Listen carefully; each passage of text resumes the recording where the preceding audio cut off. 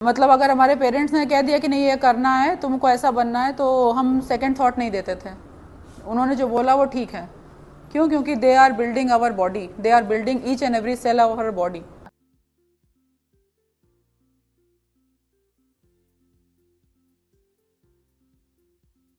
है ना?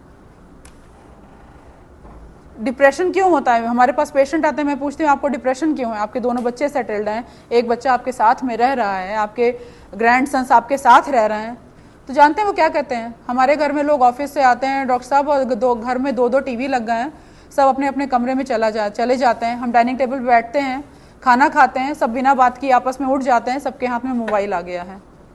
हम किससे बताएं हमारा आज का दिन कैसे बीता? कोई हमसे बात ही नहीं करता कि मम्मी आपको सुबह से कोई दिक्कत तो नहीं हुई। This is the problem. और यही प्रॉब्लम है जहाँ से डिप्रेशन शुरू होता है, जहाँ से सुसाइडल टेंडेंसी शुरू होती है, जहाँ से बहुत सारी आप ऐसी चीज़ें लेना शुरू करते हैं जो आपकी बॉडी के लिए अच्छा नहीं है। ये तब समझ में आता है जब हमको उसका इफेक्ट दिखता है in the form of disease.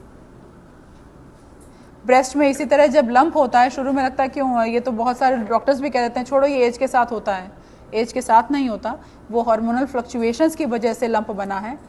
That is abnormal, if not cancer then that is not normal also, है ना? वो नॉर्मल भी नहीं, इसलिए उसका चेकअप जरूर कराएं। इसीलिए यंग एज में अगर यूरिन की स्ट्रीम लो हो रही है, specially in males, then it needs attention.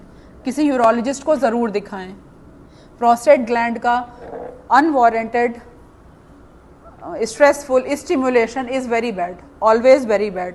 Smoking and alcohol, these are two factors जो आपकी बॉडी में कुछ भी कर सकते हैं सिर से लेके पैर तक, एक्सेप्ट प्रेगनेंसी। जब ये आपकी बॉडी को वीक करना शुरू करेंगे, आपको खुद पता भी नहीं चलेगा। आप ये वीकनेस है ना, यार मैं इसके बिना रह नहीं सकता, मैं ज़रा बाहर से आके हूँ स्मोक करके, ये वीकनेस है। वरना वही बच्चा कैसे घंटों पढ़ाई कर लेता था प्रिपरेशन के लिए, 10th के एग्जाम में, 12th के एग्जाम में, तब वो वीक नहीं था। अभी उसको लगता है यार मैं नहीं करूँगा तो बगल वाला मेरे से बात नहीं करेगा, कोई बोलेगा ये कंजूस है। आपको पता है on an average Indian population monthly around 6000 spend करती है अपने स्मोकिंग हैबिट्स में।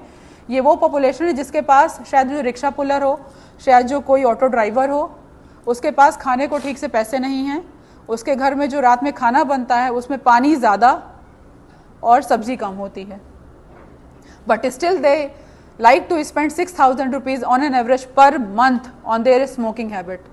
I am not including alcoholism in this accounting. ये मैं आप लोगों को इसलिए बता रही हूँ क्योंकि we live in abundance, है ना? जिसके उसके कंपैरिजन abundance क्या है? अपने आप में abundance है ना, in comparison to other। जो किसी के पास नहीं वो हमारे पास है, मतलब हम उससे रिच हैं उस पर्सपेक्टिव में।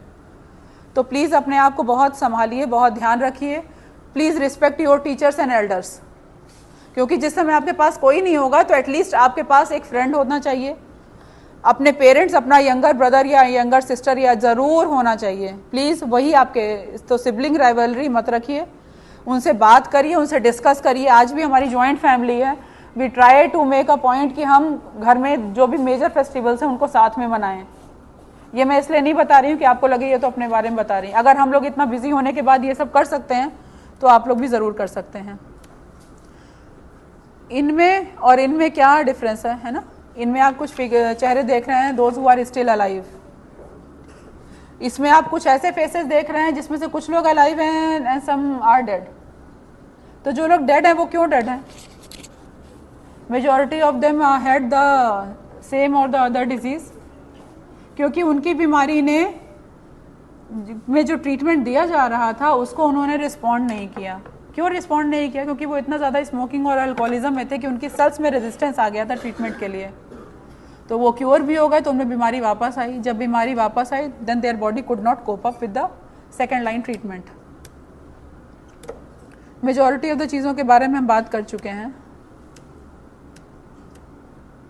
Obesity is an alarming thing, so please be careful.